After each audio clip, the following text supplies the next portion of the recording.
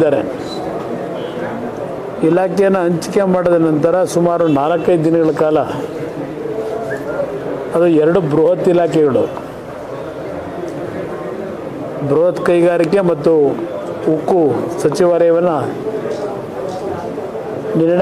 ನಿರ್ವಹಣೆ ಮಾಡ್ತಕ್ಕಂಥ ಒಂದು ದೊಡ್ಡ ಸವಾಲು ನನ್ನ ಪಾಲಿಗಿರ್ತಕ್ಕಂಥದ್ದು. ಈ 2 ಇಲಾಖೆಗಳ ನಿರ್ವಹಣೆ ಮಾಡ್ತಕ್ಕಂಥದ್ದು ಅಷ್ಟು ಸುಲಭವಾದಂಥ ಕೆಲಸವೂ ಅಲ್ಲ. ಈ ಒಂದು ಜವಾಬ್ದಾರಿಯನ್ನು ಕೊಟ್ಟಿದ್ದಾರೆ. ಇದು ಒಂದು ಕಠಿಣವಾದಂಥ ಹಾದಿ ಅಂತಕ್ಕಂಥದ್ದು ನಾನು ಮನಗಂಡಿದ್ದೇನೆ. 4 ದಿನಗಳು ದೆಹಲಿಯಲ್ಲಿ ನಾನೇನು 2 ಇಲಾಖೆಗಳ ಅಧಿಕಾರಿಗಳ ರಿವ್ಯೂ ಮೀಟಿಂಗನ್ನು ಮುಗಿಸಿ ಒಂದು ಪ್ರಮುಖವಾಗಿ ಸ್ಟೀಲ್ ಮಿನಿಸ್ಟ್ರಿಗೆ ಸೇರಿರ್ತಕ್ಕಂಥ ಒಂದು ರಾಜ್ಯದ ಸುಮಾರು 50 ವರ್ಷಗಳಿಂದ ನಡೀತಾ ಇರತಕ್ಕಂಥ ಒಂದು PSU ಸಂಸ್ಥೆ, ಕುದುರೆಮುಖ ಐರನ್ ಓರ್, ಪ್ರಥಮವಾಗಿ ನಾನು ಸೈನ್ ಹಾಕಿದೆ. ಪ್ರಥಮವಾದಂಥ ಒಂದು ಸಹಿ ರಾಜ್ಯದ ಒಂದು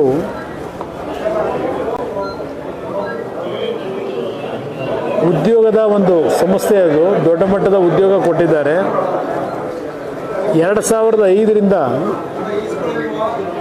ಆ ಒಂದು PSU ಯೂನಿಟ್ನ ಪುನಶ್ಚೇತನಗೊಳಿಸ್ತಕ್ಕಂಥ ಚರ್ಚೆಗಳಾಗಿದೆ. ಯಾವಾಗ ಅಲ್ಲಿ ಕುದುರೆಮುಖ ಭಾಗದಲ್ಲಿ ಪಶ್ಚಿಮ ಅರಣ್ಯ ಪ್ರದೇಶದಲ್ಲಿ ಅಲ್ಲಿ ಟೈಗರ್ ಸೆಂಚುರಿ ಇದೆಲ್ಲ ಮಾಡಿ ಒಂದು ತೀರ್ಮಾನಗಳಾಗಿ ಅಲ್ಲಿ ಏನೋ ಆ ಒಂದು ಚಟುವಟಿಕೆ ನಿಲ್ಲಿಸಿದರು. ಅದಕ್ಕೆ ಪ್ಯಾರಲಲ್ ಆಗಿ ಬೇರೊಂದು ಭಾಗದಲ್ಲಿ ಯಾವೊಂದು ಗಣಿಯನ್ನು ಮಾಡಲಿಕ್ಕೆ ಚರ್ಚೆಗಳು ಪ್ರಾರಂಭ ಆಯಿತು. ಈ ಒಂದು ಮೈನಿಂಗಿಗೆ 2016ರಲ್ಲಿ ಈ ಒಂದು ಕುದುರೆಮುಖ ಯೂನಿಟ್ಗೆ ರಾಜ್ಯ ಸರ್ಕಾರ ಸುಮಾರು 430-440 ಹೆಕ್ಟೇರ್ ಭೂಮಿಯನ್ನು ಗಣಿ ಚಟುವಟಿಕೆಗಳು ಕೊಟ್ಟಿದ್ದಾರೆ. ಅದನ್ನು ಕೇಂದ್ರ ಸರ್ಕಾರವು ಒಪ್ಪಿಗೆ ಕೊಡೋದು. ಕೇಂದ್ರ ಸರ್ಕಾರದ ಒಪ್ಪಿಗೆ ನಂತರ ಅಲ್ಲಿ ಕೇಂದ್ರದ MOEF ಏನಿದೆ, ಮಿನಿಸ್ಟ್ರಿ ಆಫ್ ಎನ್ವಿರಾನ್ಮೆಂಟ್ ಫಾರೆಸ್ಟ್, ಅವರು ಸಹ ಸಂಪೂರ್ಣವಾಗಿ ಒಪ್ಪಿಗೆ ಕೊಟ್ಟಿದ್ದಾರೆ. ನಾನು ಆ ಒಂದು ಸಹಿಯನ್ನು ಹಾಕಿರ್ತಕ್ಕಂಥದ್ದು ಸ್ವಲ್ಪ ಚರ್ಚೆಗಳು ನಡೀತು ರಾಜ್ಯದಲ್ಲಿ. ಹಿರೇಮಠ ಅವರು ಈ ಒಂದು ವಿಷಯವನ್ನು ಪುನರ್ ಪರಿಶೀಲಿಸಬೇಕು ಅಂತಕ್ಕಂಥದ್ದು ಹೇಳಿದ್ದಾರೆ. ಒಂದು ಪತ್ರಿಕೆಯಲ್ಲಿ ಕುಮಾರಸ್ವಾಮಿ ಅವರು 2006ರಲ್ಲಿ 2018ರಲ್ಲಿ ಮುಖ್ಯಮಂತ್ರಿ ಇದ್ದಾಗ ಬಳ್ಳಾರಿಗೆ ಬಂದಾಗ ಕುದುರೆಮುಖಕ್ಕೆ ಈ ಒಂದು ಗಣಿಗಾರಿಕೆ ಕೊಡ್ತಕ್ಕಂಥ ವಿರೋಧ ಮಾಡ್ತೀನಿ ಅಂತ ಹೇಳಿದರು. 6 ವರ್ಷದಲ್ಲಿ ಅವರು ಬದಲಾವಣೆ ಮಾಡ್ಕೊಂಡಿದ್ದಾರೆ ಅವರ ತೀರ್ಮಾನನ ಅಂತಕ್ಕಂಥದ್ದು ಬರೆದಿದ್ದೀರಿ. ಇಲ್ಲಿ ಗಣಿಯ ಚಟುವಟಿಕೆಗೆ ತೀರ್ಮಾನಗಳು ಆಗಿ ಈಗಾಗಲೇ 3-4 ವರ್ಷ ಆಗೋಗಿದೆ. ಅದು ಆ ಸಂಸ್ಥೆ ಈಗಾಗಲೇ 500 ಕೋಟಿ ಹಣನೂ ಕಟ್ಟಿಬಿಟ್ಟಿದ್ದಾರೆ ಅಲ್ಲಿ ಆ್ಯಕ್ಟಿವಿಟೀಸ್ಗೆ. ನಾನು ಸಹಿ ಹಾಕಿರ್ತಕ್ಕಂಥದ್ದು ಫೈನಾನ್ಸ್ ಇನ್ಸ್ಟಿಟ್ಯೂಷನ್ಗಳು ಮತ್ತು ಶೇರ್ನ ಅವರ ಕಂಪ್ನಿಯ ಶೇರ್ ಏನಿದೆ ಆ 2 ಸೆಕ್ಟರ್ನಿಂದ ಈಗೇನು 2 ಬ್ಯಾಂಕ್ಗಳು ಲೋನ್ ಕೊಡಲಿಕ್ಕೆ ಅವ್ರಿಗೆ ಒಪ್ಕೊಂಡಿದೆ. ಇದು ಕೇಂದ್ರ ಸರ್ಕಾರದ ಬಂಡವಾಳನೂ ಹಾಕತಕ್ಕಂಥದ್ದು ಅಲ್ಲ. ಅವರು ಫೈನಾನ್ಸ್ ಇನ್ಸ್ಟಿಟ್ಯೂಷನಲ್ಲಿ ಸಾಲ ಪಡೀತಾ ಇದ್ದಾರೆ. ಅದಕ್ಕೆ ಫೈನಾನ್ಸಿಂದ ಒಂದು ಅಪ್ರೂವಲ್ ತಗೋಬೇಕು. ಅದನ್ನು ರೆಕಮೆಂಡ್ ಮಾಡಿದ್ದಾರೆ. ಸುಮಾರು 1800 ಕೋಟಿ ವೆಚ್ಚದಲ್ಲಿ ಆ್ಯಕ್ಟಿವಿಟೀಸ್ ಪ್ರಾರಂಭ ಮಾಡ್ತಾರೆ. ಅದು ಅವರು 1 ವರ್ಷ ಟೆಂಪ್ರರಿ ಪ್ರೋಸೆಸ್ನಲ್ಲಿ ಬಾಡಿಗೆ ಯಂತ್ರಗಳನ್ನು ಉಪಯೋಗ ಮಾಡಿ ಎಕ್ಸ್ಕವೇಟ್ ಮಾಡ್ತಾರೆ. ಅಲ್ಲಿ ಇನ್ನೂ ಎಷ್ಟು ಪ್ರಮಾಣದಲ್ಲಿ ಅದ್ರ ದೊರಕುತ್ತದೆ ಇದೆಲ್ಲವನ್ನು ಒಂದು ಅಳತೆ ಸಿಕ್ಕಿದ ಮಾಹಿತಿ ದೊರಕಿದ ನಂತರ ಆಮೇಲೆ ಮುಂದಿನ ಚಟುವಟಿಕೆಗಳಿದೆ.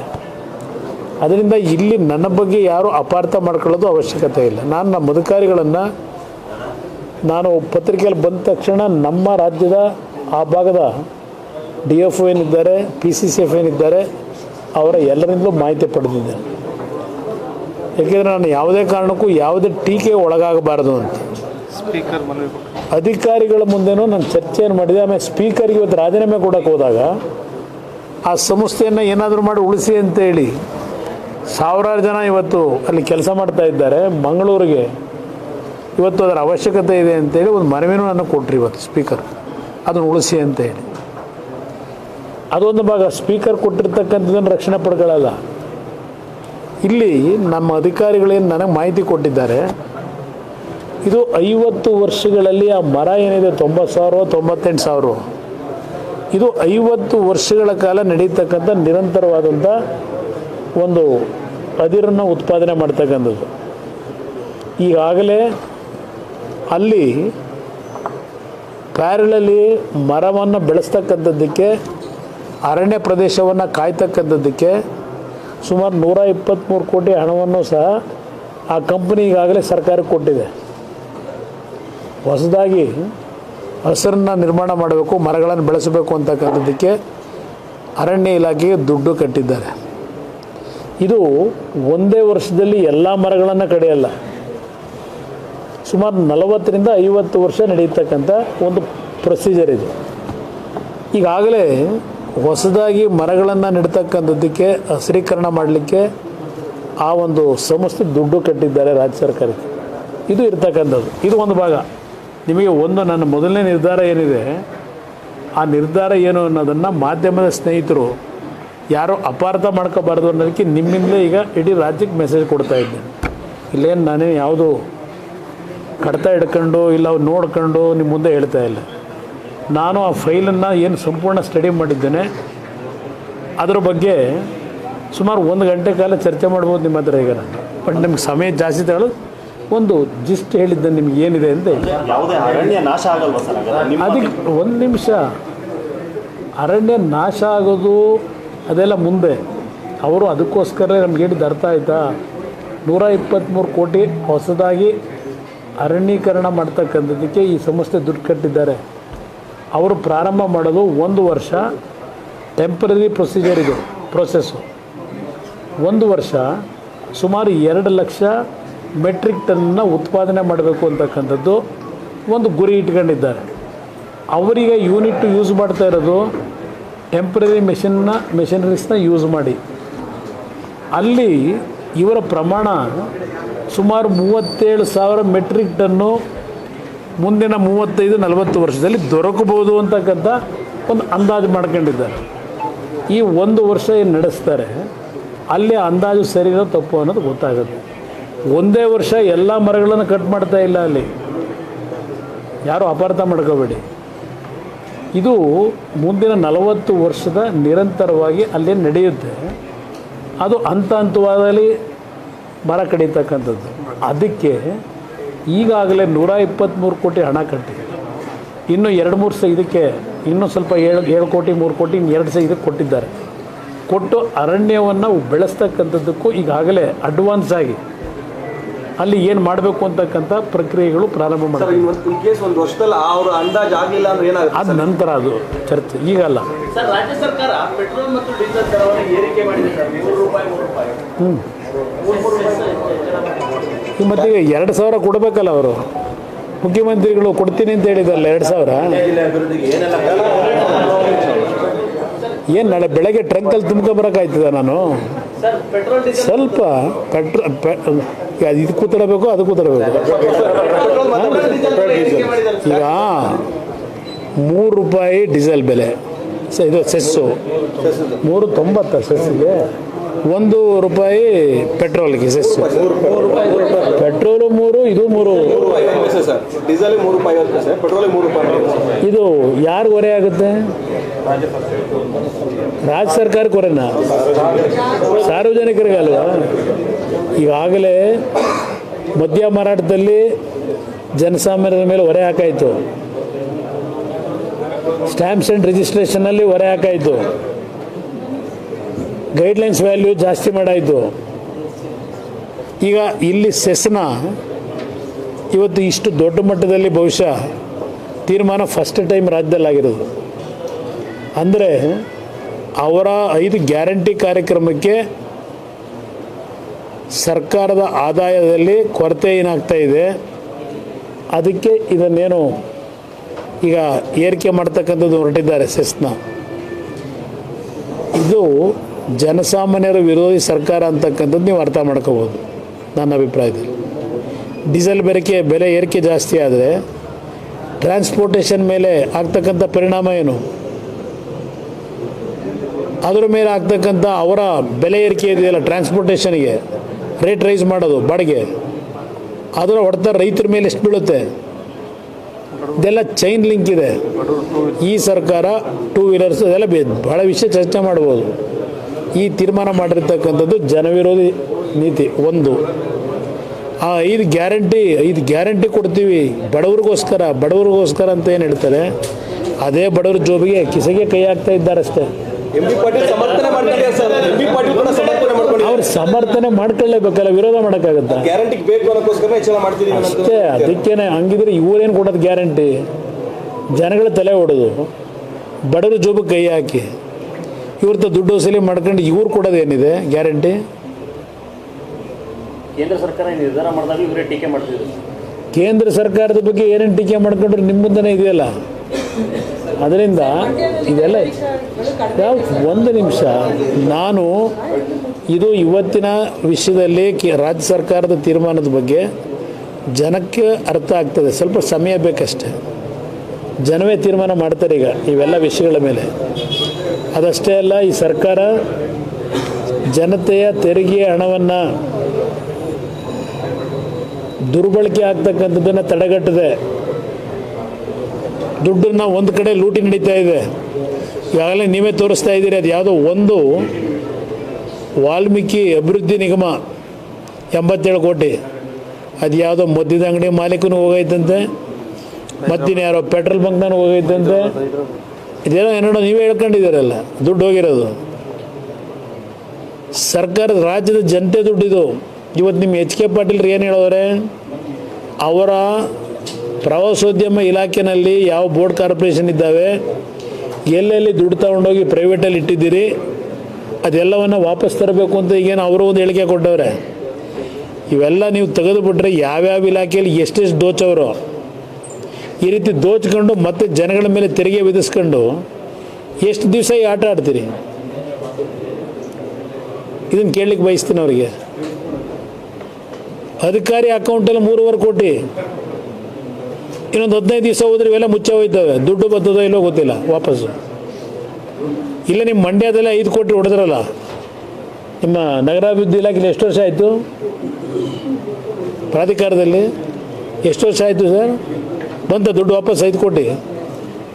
ರಾಮನಗರದಲ್ಲಿ 25 ಕೋಟಿ ಹೊಡೆದ್ರಲ್ಲ, ಬಂತ? ಅವರಿಗೆಲ್ಲ ಅತ್ಯುನ್ನತವಾದಂಥ ಸ್ಥಾನಗಳು ಕೊಟ್ಟರು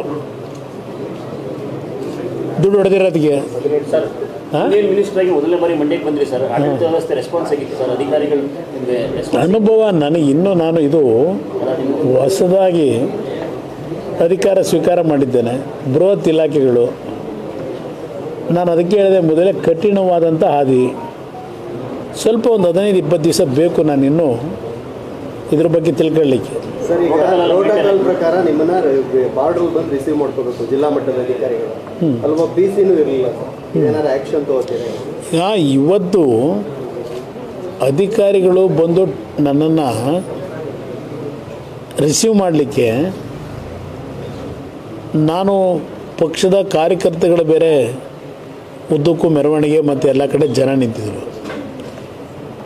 ಪಾಪ ಅವ್ರ ಅಧಿಕಾರಿಗಳು ಇದಕ್ಕೆ ಯಾಕೆ ಬರ್ತಾರೆ? ಇಲ್ಲಿ ಜನರಲ್ಲಿ ಮುಂದಿನ ದಿನಗಳಲ್ಲಿ ರಿಸೀವ್ ಮಾಡಬೇಕಾದ್ರೆ ಒಂಥರ. ನಾನು 2 ಬಾರಿ ಅಧಿಕಾರ ನಡೆಸಿದ್ದೇನೆ. ನನಗಿಲ್ಲಿ ಯಾವ ದೊಡ್ಡ ಪ್ರೆಸ್ಟೀಜ್ ಇಲ್ಲ. ಅಯ್ಯೋ ಅಧಿಕಾರಿಗಳು ಬರಲಿಲ್ಲ, ಅವ್ರಿಗೆ ನೋಟಿಸ್ ಕೊಡಬೇಕು ಅಂತ ಹೇಳೋಣಲ್ಲ.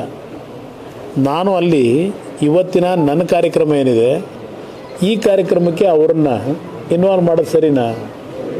ಅದರಿಂದ ಕರೆದಿಲ್ಲ. ಸರ್, ಈಗ ಮಂಡ್ಯ ಒಂದು ದೊಡ್ಡ ಹಳ್ಳಿ ಇದೆ, ಇಂಡಸ್ಟ್ರಿಗಳು ಬರಲ್ಲ, ಇಲ್ಲಿ ಉದ್ಯೋಗಗಳಿಲ್ಲ ಅನ್ನೋ ಒಂದು ಅಣೆಪಟ್ಟಿದೆ ಸರ್. ನೋಡಿ, ನಾನು ನಾಳೆ ಬೆಳಗ್ಗೆನೇ ಎಲ್ಲ ತಂದು ಬಿಡ್ತೀನಿ ಅಂತಲೂ ಹೇಳಲ್ಲ. ಮಂಡ್ಯ ಜಿಲ್ಲೆಯ ಜನತೆಯ ನಿರೀಕ್ಷೆ ಇದೆ.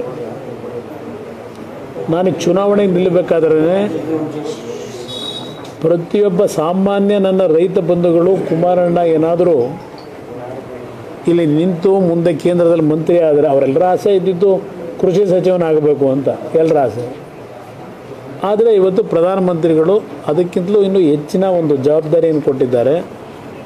ನಾನು ಕೃಷಿ ಇಲಾಖೆಯ ಸಚಿವನಾಗದೇ ಇರ್ಬೋದು, ಆದರೆ ಆ ಇಲಾಖೆಯನ್ನು ನಿರ್ವಹಣೆ ಮಾಡ್ತಕ್ಕಂಥ ಮಂತ್ರಿಗಳ ಜೊತೆಯಲ್ಲಿ ಚರ್ಚೆ ಮಾಡ್ತಕ್ಕಂಥದ್ದು, ನಮ್ಮ ರೈತರಿಗೆ ಆಗ್ತಕ್ಕಂಥ ಅನಾನುಕೂಲಗಳ ಬಗ್ಗೆ ಕ್ಯಾಬಿನೆಟ್ನಲ್ಲಿ ಚರ್ಚೆ ಮಾಡ್ತಕ್ಕಂಥದ್ದಕ್ಕೆ ನನಗೆ ಅವಕಾಶ ಇದೆ. ಮಂಡ್ಯ ಜಿಲ್ಲೆಯ ಒಟ್ಟಾರೆ ಸಮಗ್ರ ಅಭಿವೃದ್ಧಿಗೆ ಏನೇನು ಮಾಡಬೇಕು ಅಂತಕ್ಕಂಥದ್ದು ನಾನು ಅಧಿಕಾರಿಗಳ ಜೊತೆನೂ ಒಂದು ಸಭೆ ಇವತ್ತೇ ಮಾಡಬೇಕು ಅಂತ 4 ಗಂಟೆಗೆ ಬರಬೇಕಾಗಿದ್ದು ನಾನು. ಈಗಾಗಲೇ ನಾನು ಜಿಲ್ಲಾಧಿಕಾರಿಗಳಿಗೆ ಸಲಹೆ ಕೊಟ್ಟಿದ್ದೇನೆ. ಯಾವ್ಯಾವ ತಾಲೂಕಿನಲ್ಲಿ ಏನು ಪ್ರಮುಖವಾಗಿ ಕೆಲವು ಸರ್ಕಾರದಿಂದ ಕಾರ್ಯಕ್ರಮಗಳಾಗಬೇಕಾಗಿದೆ ಒಂದು ಪಟ್ಟಿ ಮಾಡಿ ಅಂತ ಹೇಳಿದ್ದೇನೆ. ಈಗಲೂ ಸಹ ಮತ್ತೆ ನಾನು ಅವರಿಗೆ ಕೆಲವು ವಿಷಯ ಚರ್ಚೆ ಮಾಡ್ತೇನೆ. ಮತ್ತೆ ಪುನಃ ಮುಂದಿನ ಶುಕ್ರವಾರ ಏನಾದರೂ ಒಂದು 2 ದಿನ ಬಿಡುವು ಮಾಡ್ಕೊಳ್ಳಿಕ್ಕೆ ಟ್ರೈ ಮಾಡ್ತೀನಿ. ಯಾಕೆ ಅಂದರೆ ನಮಗೆ ಕನಿಷ್ಠ 4 ದಿನ ದೆಹಲಿಯಲ್ಲೇ ಇರಬೇಕಾಗತ್ತೆ. ಯಾರೋ ಆತಂಕ ಬೇಡ ಜನತೆಗೆ. ನಾವು ಮಾಧ್ಯಮದಲ್ಲಿ ಏನೋ ಕುಮಾರಸ್ವಾಮಿ 4 ದಿನ ಕೈಗೆ ಸಿಗಲ್ಲ ಅಂಥೇಳಿ ಮತ್ತು ನಾಳೆ ಬೆಳಗ್ಗೆ ನೀವು ಹೇಳ್ಬಿಟ್ಟು ಜನಕ್ಕೆ ಆತಂಕ ಆಗಬಾರದು. 3 ದಿನ ರಾಜ್ಯದಲ್ಲಿ ದೇಶದ ಒಂದು ರಾಜ್ಯಕ್ಕೆ ಹೋಗಬೇಕಾಗತ್ತೆ. ಏಕೆಂದರೆ ಕೋಟ್ಯಾಂತರ ರೂಪಾಯಿ ಇವತ್ತು ಇನ್ವೆಸ್ಟ್ಮೆಂಟ್ಗಳಿದೆ ಹಲವಾರು PSUಗಳಲ್ಲಿ. ಸ್ಪಾಟ್ ಇನ್ಸ್ಪೆಕ್ಷನ್ಗಳು ಮಾಡಬೇಕು, ಬರೀ ಕಚೇರಿಲಿ ಕೂತು ಮಾಡೋಕ್ಕಾಗಲ್ಲ. ಮತ್ತು 1 ದಿನ ಮಂಡ್ಯ ಜಿಲ್ಲೆಗೆ ಸಮಯ ಮೀಸಲಿಡ್ತೇನೆ. 1 ದಿನ ರಾಜ್ಯದಲ್ಲಿ ಯಾವುದಾದ್ರು ಒಂದು ಜಿಲ್ಲೆ ಹೋಗಲೇಬೇಕು. ಈ ರೀತಿ ಕಾರ್ಯಕ್ರಮ ಹಾಕೋದ್ರ ಜೊತೆಗೆ ನಾನು ಕಾಂಪಿಟಿಟಿವ್ ಚೈನಾ ಅಂತ ಹೇಳಿ 2018 ಮುಖ್ಯಮಂತ್ರಿ ಇದ್ದಾಗ 9 ಜಿಲ್ಲೆನಲ್ಲಿ ಒಂದು ಕಾರ್ಯಕ್ರಮ ಕೊಡಬೇಕು ಅಂತ ಏನಿದ್ದೆ, ನಿರುದ್ಯೋಗ ಸಮಸ್ಯೆ ಬಗೆಹರಿಸಲಿಕ್ಕೆ. ಇದು ಎಲ್ಲದರ ಬಗ್ಗೆ ರಿವ್ಯೂ ಮಾಡ್ತಾ ಇದ್ದಾನೆ. ಕೇಂದ್ರ ಸರ್ಕಾರದಿಂದ ಯಾವ ರೀತಿಯಲ್ಲಿ ಕೆಲವು ಕೈಗಾರಿಕೋದ್ಯಮಗಳನ್ನು ತರಬಹುದು ರಾಜ್ಯಕ್ಕೆ, ಮಂಡ್ಯ ಜಿಲ್ಲೆಗೆ ಏನು ಮಾಡಬೇಕಾಗತ್ತೆ, ಇದೆಲ್ಲದರ ಬಗ್ಗೆ ಒಂದು ಒಟ್ಟಾರೆ ಸಮಗ್ರವಾದಂಥ ಮಾಹಿತಿ ಪಡೆದು ಶಾಶ್ವತವಾದಂಥ ಕೆಲಸ ಆಗಬೇಕು. ಸರ್, ಈಗ ತಾವು ಕೇಂದ್ರ ಸಚಿವರಾದರೆ ಜಿಲ್ಲೆಯ ಅಭಿವೃದ್ಧಿ ಮತ್ತು ರಾಜ್ಯದ ಅಭಿವೃದ್ಧಿ ರಾಜ್ಯ ಸರ್ಕಾರ ಮತ್ತು ರಾಜ್ಯದ ಸಚಿವರುಗಳ ಸಹಕಾರ ಮಾಡೋಕ್ಕಾಗೋದಿಲ್ಲ ಅನ್ನುವಂಥದ್ದು ಕೂಡ ನಾನು ಈಗಾಗಲೇ ಇವರಾಮನೆ ಅವರಿರೋದು ಯಾತಕ್ಕೆ ನನಗೆ ಕೆಲಸ ಮಾಡಲಿಕ್ಕೆ ಸಹಕಾರ ಕೊಡಲಿಕ್ಕೆ ಅವ್ರನ್ನ ಮಂತ್ರಿ ಮಾಡಿದ್ದಾರೆ. ಮಂಡ್ಯ ಜಿಲ್ಲೆ ಜನ ಕೇಳಲಿಕ್ಕೆ ಬಯಸ್ತೀನಿ ಅವರಿಗೆ. ಅವ್ರನ್ನ ಮಂತ್ರಿ ಮಾಡ್ಕೊಂಡಿರೋದು ಸರ್ಕಾರದಲ್ಲಿ ನನಗೇನಾದರೂ ಕಾರ್ಯಕ್ರಮವನ್ನು ರೂಪಿಸ್ಲಿಕ್ಕೆ ಆ ಸಹಕಾರ ಕೊಡಿ ಅಂತ ಜಿಲ್ಲೆಯ ಜನ ಅವ್ರನ್ನ ಆಯ್ಕೆ ಮಾಡಿದ್ದಾರೆ. ಆಮೇಲೆ ಮುಂದಕ್ಕೆ ಅವೆಲ್ಲ ಚರ್ಚೆ ಮಾಡೋಣಂತ ಏನು ಮಾಡಬೇಕು ಅನ್ನೋದು ನನಗೂ ಸ್ವಲ್ಪ ಆಳಿದ ಅನುಭವ ಏನಿದೆ, ಏನು ಯಾವ ರೀತಿ ತರಲಿಕ್ಕೆ ಅವಕಾಶಗಳಿದೆ. ಕೆಲವು ದೆಹಲಿಯಲ್ಲಿರ್ತಕ್ಕಂಥ ಕೇಂದ್ರ ಸರ್ಕಾರದ ಕೆಲವು ಯೋಜನೆಗಳೇನಿದೆ ಯಾವ ರೀತಿ ತರಬೇಕು ಅಂತಕ್ಕಂಥದ್ದು ಸ್ವಲ್ಪ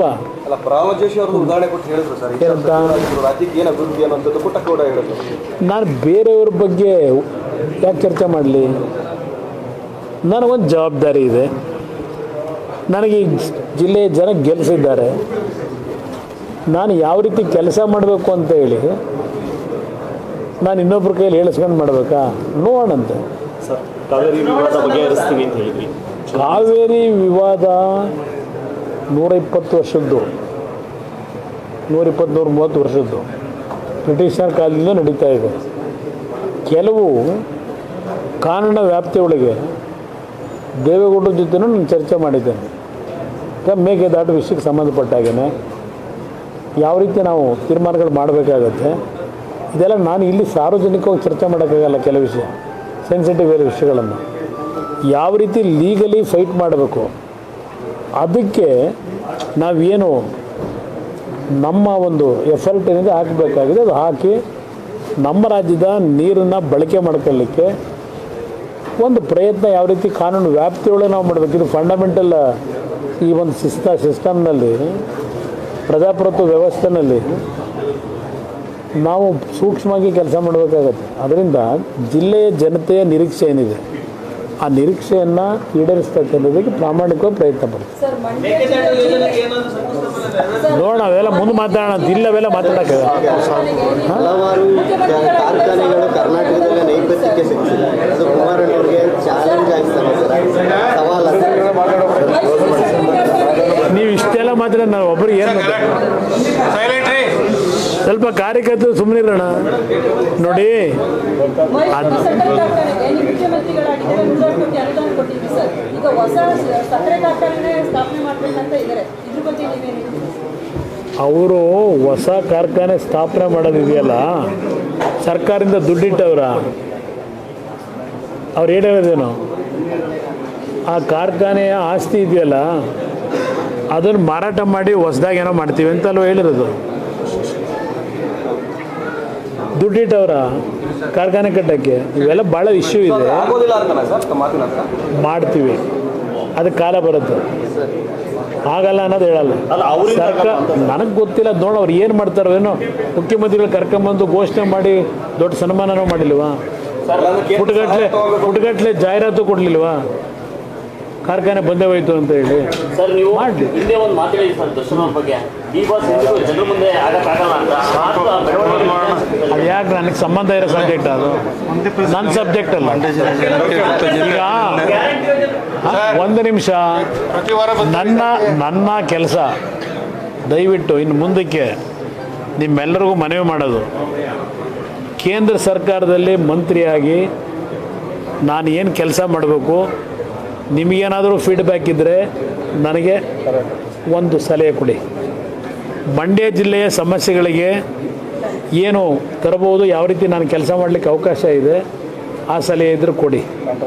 ಇನ್ನು ಉಳಿದಿದ್ದು ಯಾವ ವಿಷಯಗಳನ್ನು ಚರ್ಚೆ ಮಾಡೋಣ.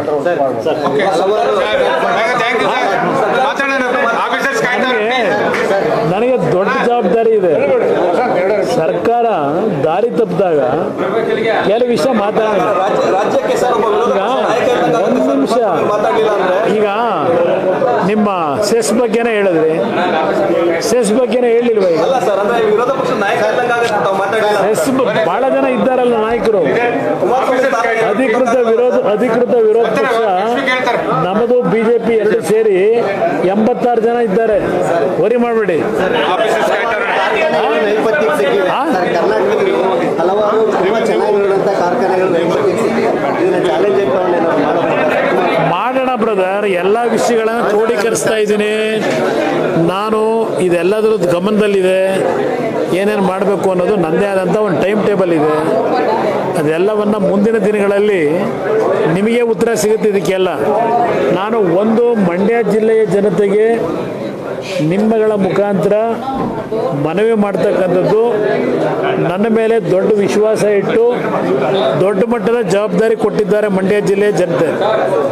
ಜಿಲ್ಲೆಯ ಜನತೆಗೆ ಮನವಿ ಮಾಡ್ತೀನಿ ನಿಮ್ಮ ಮುಖಾಂತರ, ಯಾವುದೇ ರೀತಿಯಲ್ಲೂ ಆತಂಕ ಬೇಡ.